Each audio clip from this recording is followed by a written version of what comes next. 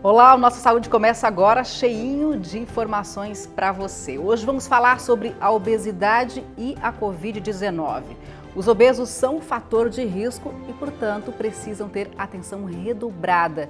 Estudos apontam que o excesso de peso contribui para a piora no quadro de infecção por coronavírus. Todos os detalhes a partir de agora.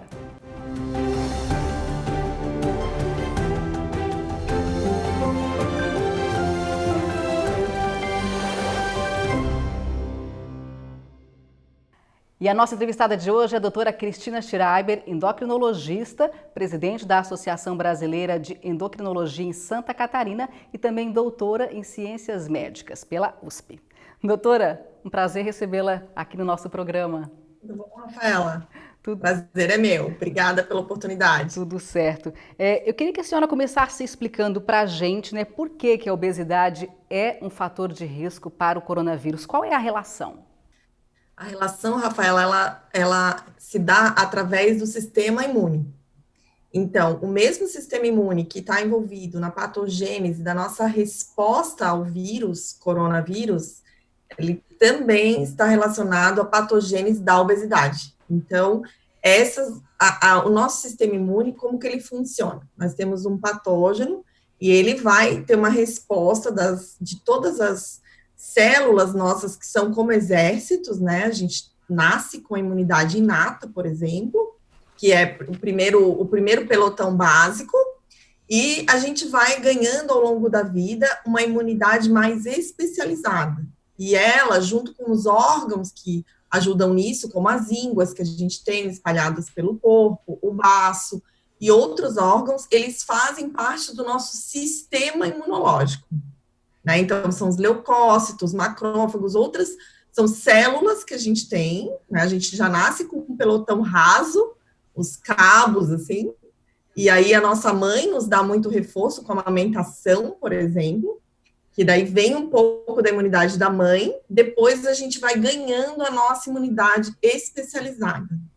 Então, esse é nosso sistema imunológico. Quando o coronavírus entra em contato com o nosso trato respiratório, o sistema imunológico, ele é ativado, como qualquer outro resfriado, né? Não tem segredo. A questão do coronavírus em si é que essa resposta, ela é diferente de pessoa para pessoa. Então, tem algumas pessoas, que não se sabe por que ainda, tem estudos genéticos que estão acontecendo no mundo, que tem uma resposta mais exacerbada, como se o pelotão inteiro entrasse em ação e aí a gente sofresse das nossas próprias bombas. Não sei se você entendeu. Sim. A guerra foi tanta que a gente sofre por um excesso de resposta imunológica, entendeu? Então, o que acontece é que a gente tem que ter uma resposta imune ótima, nem muito baixa, nem muito alta. Quando ela é demasiada, um pouco mais forte, é que ocasiona os problemas da síndrome, né, de angústia respiratória relacionada, por exemplo, ao coronavírus. Então, primeiro eu queria pontuar o que é esse sistema imune, que é isso, né? A gente tem esses nossos exércitos de defesa, eles vão sendo mais especializados com o tempo, e aí vem qualquer patógeno. Né? E aí a gente quer que o ideal é que nós tenhamos essa resposta imunológica de uma forma boa, ótima.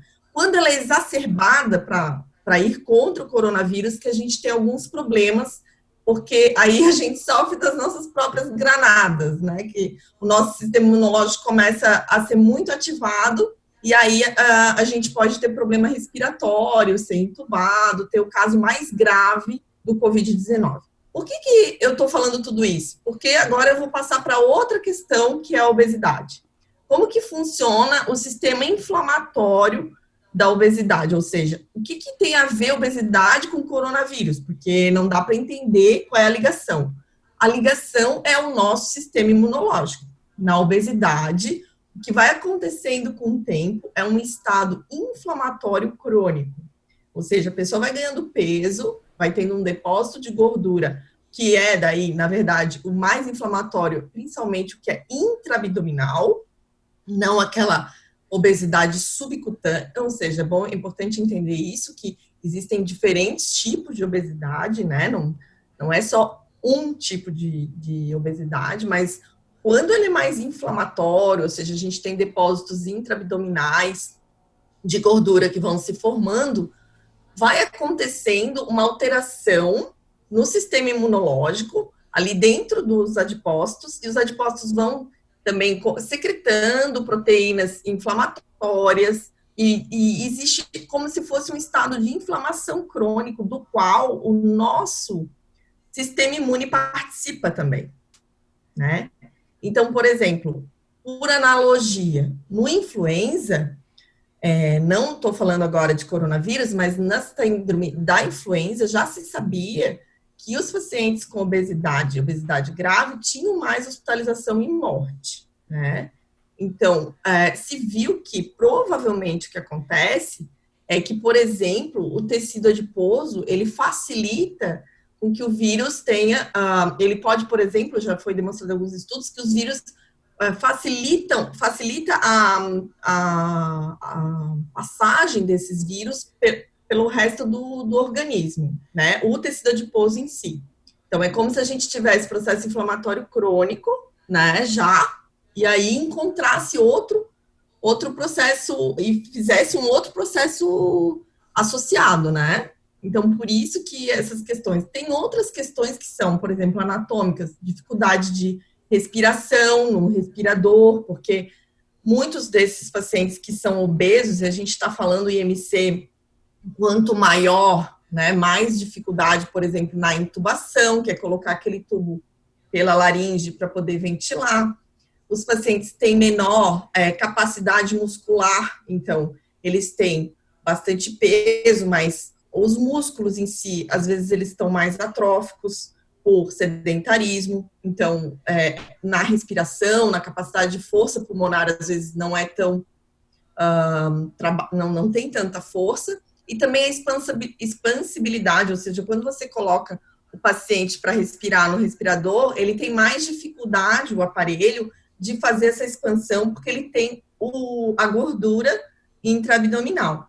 Então, são não só o fator do sistema imune, que daí são essa questão do processo inflamatório crônico, de o obeso já ter cronicamente um estado inflamatório, que é de liberação de algumas proteínas inflamatórias, que são mais ou menos 11 até mais, né, que ficam ali já causando uma inflamação crônica. Esse é um ponto, e os outros pontos são esses que eu falei: a dificuldade de intubação, a dificuldade de força para poder expansibilidade própria, né, do músculo, do diafragma, a questão do abdômen, que daí tem a gordura abdominal. Então, são esses fatores que ligam a piora da obesidade quando há a síndrome do Covid-19. Doutor, então, só para a gente entender melhor, né? Como é que é o processo de uma pessoa que tem obesidade, que chega no hospital com coronavírus? Quais são as consequências? O que pode acontecer a partir daí? Isso, então, como a gente estava falando agora, resumindo, né, essas questões que são importantes, né? Por exemplo, eventos tromboembólicos. O que são eventos tromboembólicos? Trombose também, que a gente não comentou na primeira pergunta, primeiro parágrafo aí que a gente discutiu, também são mais frequentes em pacientes com obesidade grave, né? Então, um paciente obeso, ele tem a gente já considera que ele tem inflamação crônica própria, né? Uma inflamação que é mantida, às vezes baixa, mas sempre crônica. A segunda questão é a dificuldade de intubação, que é um pouco maior, a dificuldade também de ventilação por conta da gordura abdominal, e os fenômenos tromboembólicos, como eu falei, que são mais frequentes nos pacientes com obesidade. Então, esses seriam alguns pontos importantes, Rafaela. Agora, só para a gente esclarecer, né? O que caracteriza uma pessoa obesa? Isso, Rafaela, existem várias classificações. A mais clássica é o índice de massa corporal. Quando você divide, a operação é bem fácil, tem na internet, né? As calculadoras de IMC.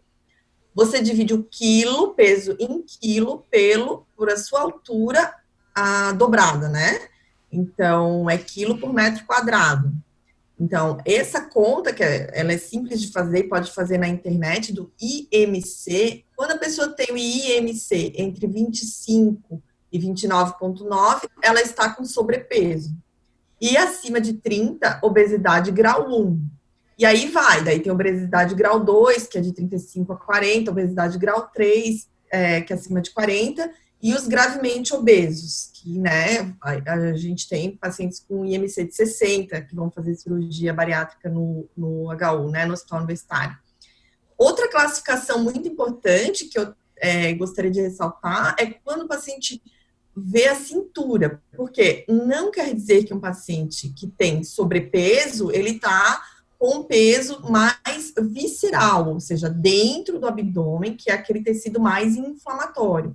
Então, a gente pede sempre que uma fita métrica na casa de aviamento ou nessas lojas de construção tem também, custa R$3 só. Então, a pessoa pode ver a sua cintura, né, que ela deve ser para o homem até no máximo 102 e para a mulher até no máximo 88. Acima disso, realmente tem risco cardiovascular.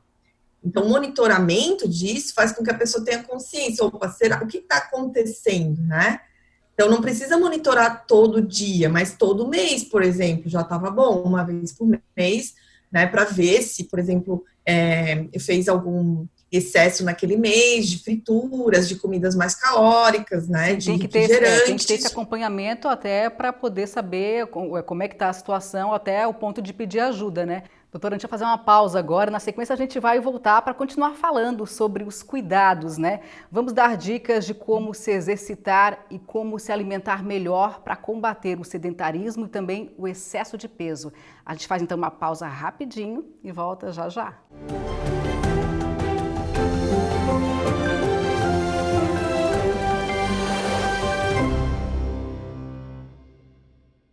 Estamos de volta com Nossa Saúde e continuamos então o nosso bate-papo sobre a obesidade e a Covid-19.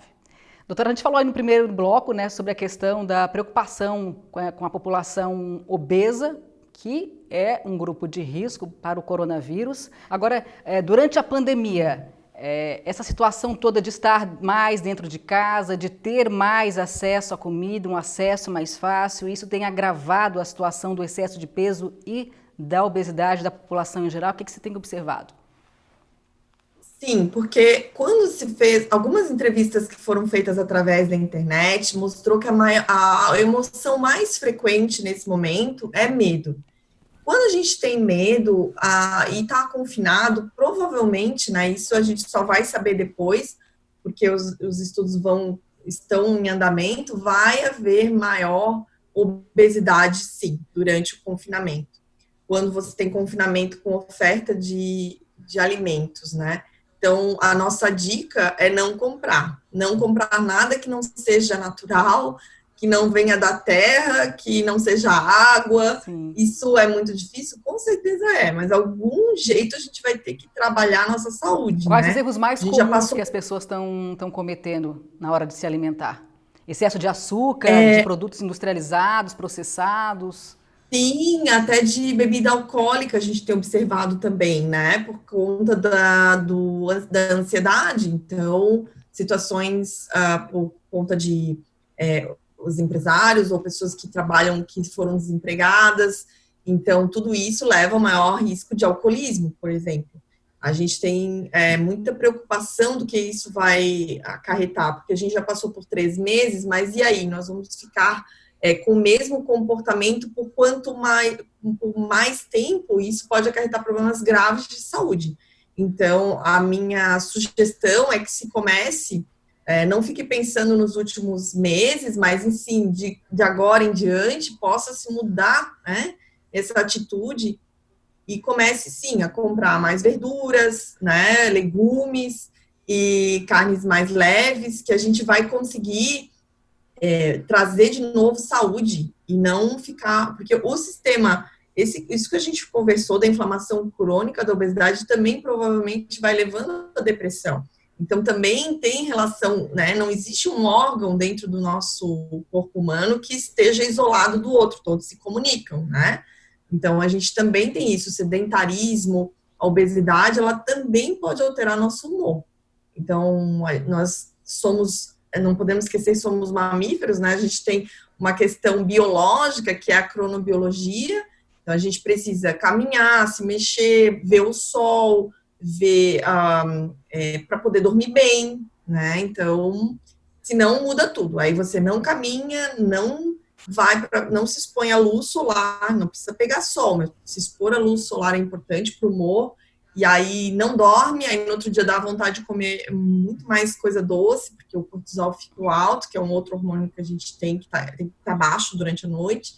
Então vai levando uma série de cascatas que desorganiza todo o corpo, né? Assim, os hormônios, enfim, é tudo muito bem orquestrado, né? Yes. Mas para funcionar como nossa vovó vivia, Sim. né? Que era andando, assim, se mexendo durante o dia e dormindo à noite, comendo comidas que vinham da natureza mesmo, né? Quanto mais a gente se afasta disso, mais problema, não só físico, mas mental também a gente vai ter. Exatamente. Para boa saúde, como você bem falou, é necessário, além de uma excelente alimentação, também exercícios físicos. E nós conversamos com alguns profissionais que deram dicas de algumas atividades, alguns exercícios que as pessoas podem fazer em casa para combater o sedentarismo e também o excesso de peso. Só uma olhada. Olá, eu me chamo Darlan. E eu sou o Sidney. Nós atuamos como personal trainer aqui na região da Grande Florianópolis, num estúdio próprio. E hoje a gente está tendo a oportunidade, com a pandemia, de treinar os nossos clientes a partir das suas residências. E, inclusive, a gente agradece o convite para vir falar sobre atividade física nesse momento que o mundo está tão parado, necessitando se mexer. E a gente sabe, né, que a atividade física tem um papel fundamental na manutenção de todos os nossos sistemas do corpo, como muscular, cardiovascular e também o imunitário. E é por isso que hoje vem se falando tanto sobre a importância da atividade física na manutenção da imunidade. Nós vamos, então, passar uma rotina de exercícios para iniciante com o mínimo de impacto possível. E para essa rotina é necessário que você tenha em mãos um relógio. Nós vamos executar o exercício ao longo de 40 segundos e descansar também 40 segundos. Então vamos lá. A caminhada estacionária, a gente pode partir de uma velocidade mais lenta ou acelerar. Quem achar que é possível, podemos elevar os joelhos e perder mais o contato com o solo, aumentando a intensidade. Agachamento, senta e levanta. Onde ao agachar você solta o peso do corpo no banco ou cadeira e levanta novamente. Sempre importante manter a contração abdominal, calcanhares bem apoiados ao solo e soltar o ar na hora que levanta. Inspira ao descer e solta o ar ao subir. Na posição sentada, braços apoiados nos joelhos, a gente desliza até chegar próximo aos cotovelos. Coluna bem retinha, abdômen contraído. Inspira e ao soltar o ar vai subir os braços. Desce inspirando e solta o ar subindo, preservando sempre a inclinação do tronco à frente. Deslocamento lateral.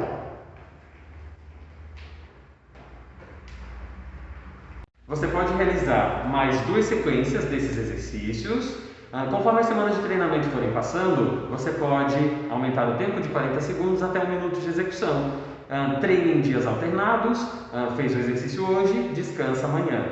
Se está sentindo um pouco motivado, chama um familiar para iniciar essa rotina de exercícios junto e não espere um dia especial, não espere a semana recomeçar. O momento é agora, o cuidado com a sua saúde tem que ser agora. Então dê o pontapé inicial e deixe o seu corpo funcional. Vamos cuidar da nossa saúde.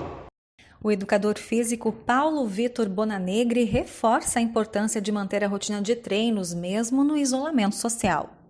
Fala pessoal, tudo bem? Aqui quem está falando é Paulo Vitor Bonanegri, eu sou personal trainer aqui na região da Grande Florianópolis e eu agradeço o convite da TV da Assembleia para poder vir falar um pouquinho de atividade física nesse período tão complicado que a gente está vivendo durante a pandemia.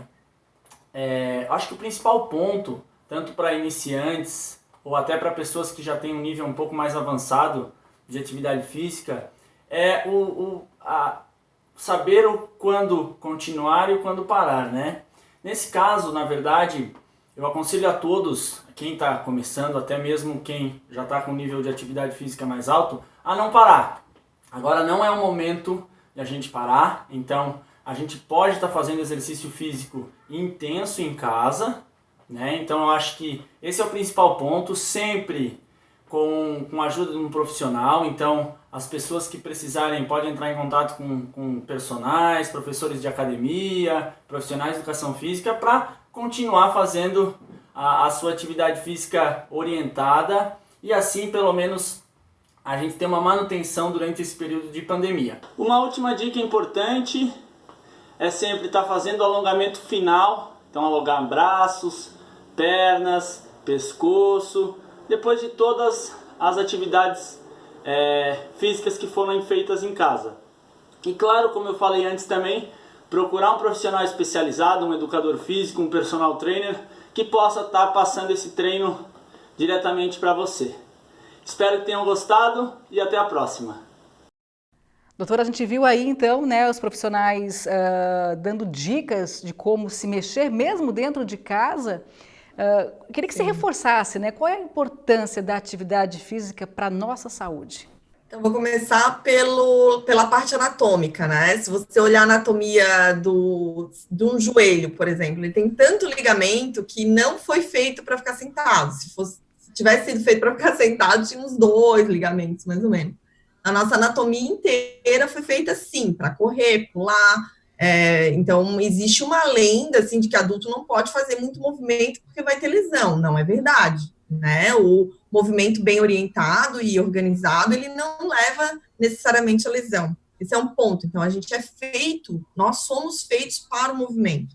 Somos hábeis, somos totalmente perfeitos para isso. Claro, cada um com sua condição, mas lentamente e organizadamente a gente consegue evoluir, sim.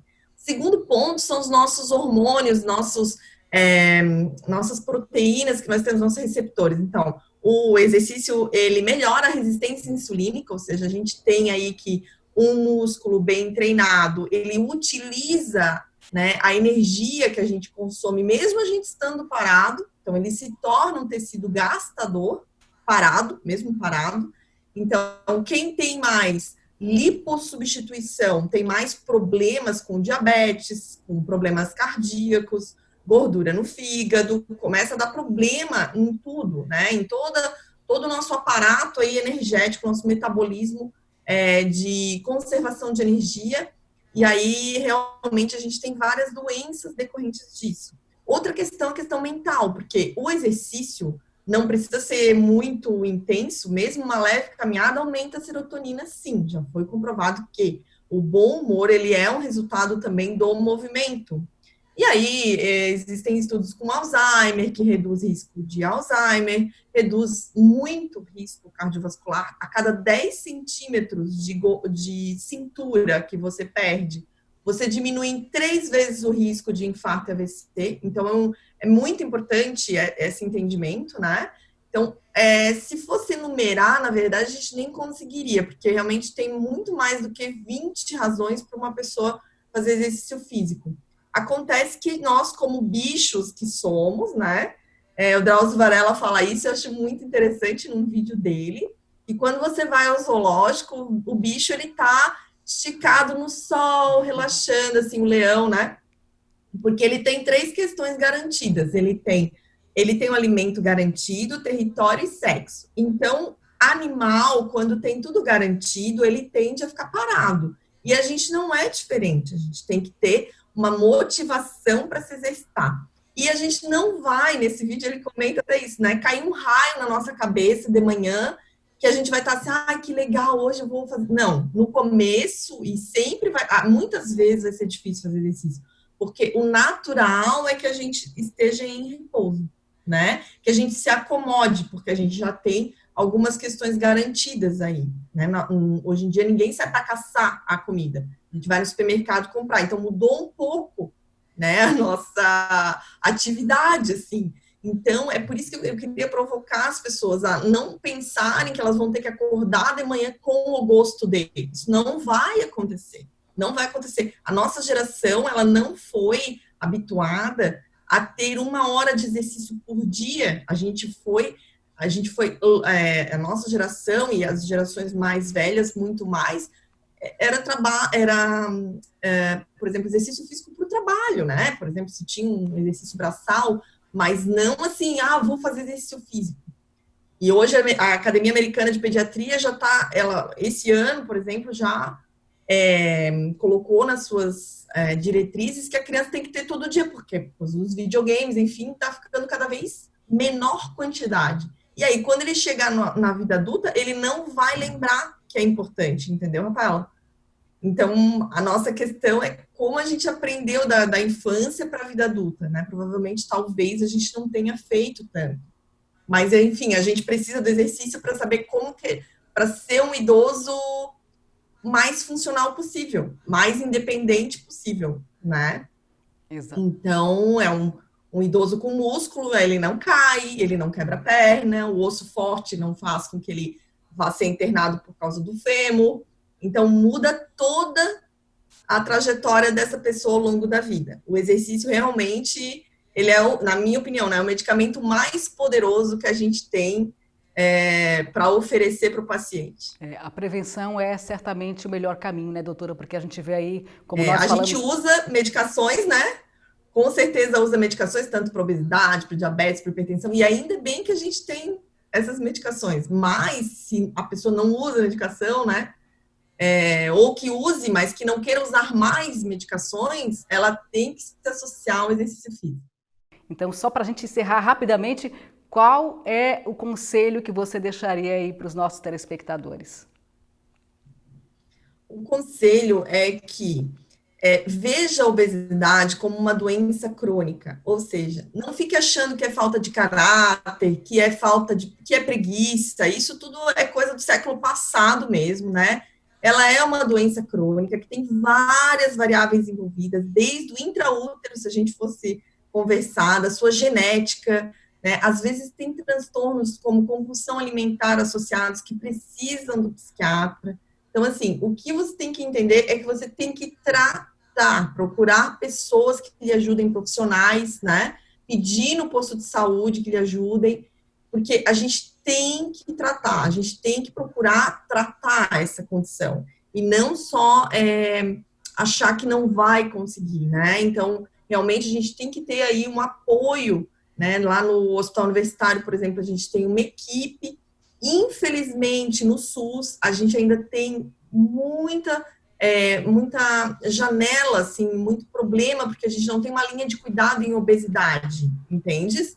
A gente tem a bariátrica, mas a gente não tem uma linha de cuidado muito forte em obesidade ainda no Brasil. Então, a gente está atrasado. As sociedades têm feito força, né, para que a gente tenha. Mas para a pessoa, né, a gente não é o governo, a gente não é a sociedade, nós somos indivíduos que temos que procurar uma resposta aí para nossa situação. Tem que ser muito individualizado, cada um tem uma situação sua, né? Eu até brinco que tem a pandemia do corona e tem a pandemia pessoal, né? E a pandemia é o que cada um tem dentro da sua casa, que é muito difícil, né? A gente está com crianças em casa, pessoas perdendo o emprego, não é simples assim de equacionar, né?